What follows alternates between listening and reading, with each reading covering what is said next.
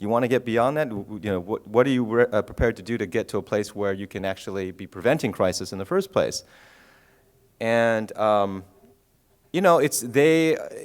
superintendents can be very just drawn in by the challenge of the test scores, et cetera, and so they're so focused on that you need to make that connection. It's a really strong, difficult argument, but it's one that they see when they see it in action. So actually at Pomona, they saw their test scores doing better than in other high schools that had the same demographics. And so they realized, you know what you guys are doing with 0 hour?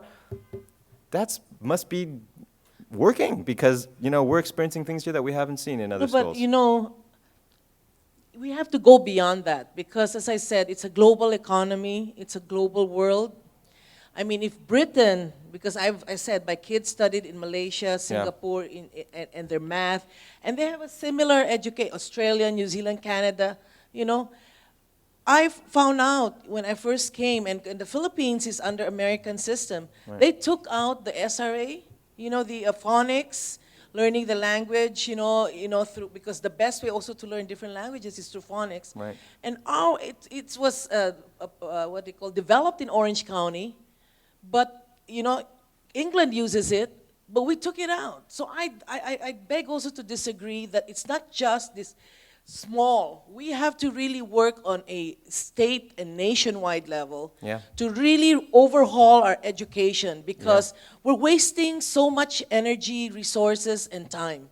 And we don't have time, because it's a global, as I said, economy. Yes. And I agree.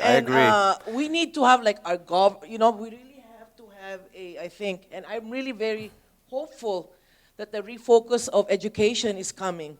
Well, you can be more than hopeful. You can let your voice be heard, because we're going to be going through, I think, change of administration one way or the other. Oh no, that's why. And one of the things that's going to happen is there's going to be some effort to relook at the No Child Left Behind policies that are often behind many of the challenges we find in our local school districts. So, thank you so much. Thank you.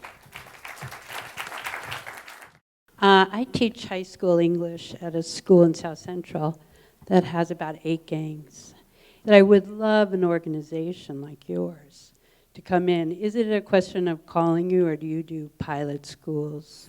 Well, we're doing the pilot schools that I mentioned, the 5 different high schools, but I would absolutely be happy to talk with you and figure out who's out there that might be able to assist you in that, because it is, when you talk about gangs coming together, that's very tricky business. And you want to make sure you do that really right and well. Exactly. Yeah. And so I think that we'd be happy to help you. We have a lot of gang outsiders. experts in our that we either have on staff and are connected to. So I'd be happy to help. Great, thank you. Yeah. It's like I brought in street poets to talk Yes. about their experience robbing banks and how now they're writing poetry. And they listen to people like that Absolutely. rather than me, because Absolutely. I'm just this That's what old we use. white lady. That's you right. know. We have. Well, don't No, you know what I shortchange mean, yourself. but how they But yes, it is. stereotype. It's like, oh, Pure- how does she know?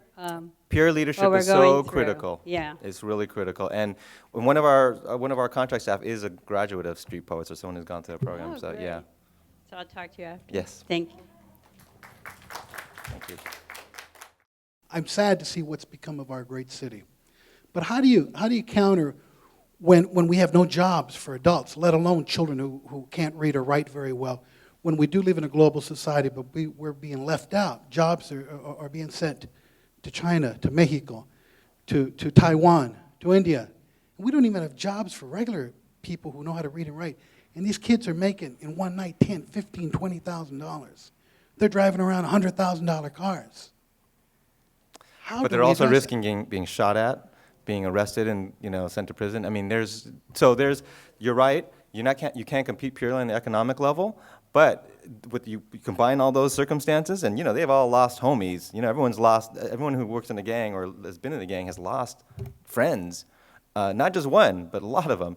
So they understand that there's a real risk. They can live high and short, or they can, have a longer horizon. So I think there is ways to address that. I think you're right. Joblessness is huge. It's huge, and that's one of the things we have to say. And we actually tapped into a new county program and said, we got to get jobs into these communities. That's the way you start to peel off the high-risk youth that are attracted to gangs. Absolutely. You cannot, it's a very multifaceted, complicated, but jobs are a central part of it. Real school opportunities, to be able to to go to higher education, to have, some horizons, to have a chance at a family, supporting jobs, like working, in union jobs and being able to know that they have living wages. So yes, absolutely, and I think that's probably the most important policy issue facing this community is whether we can turn around the gang issue.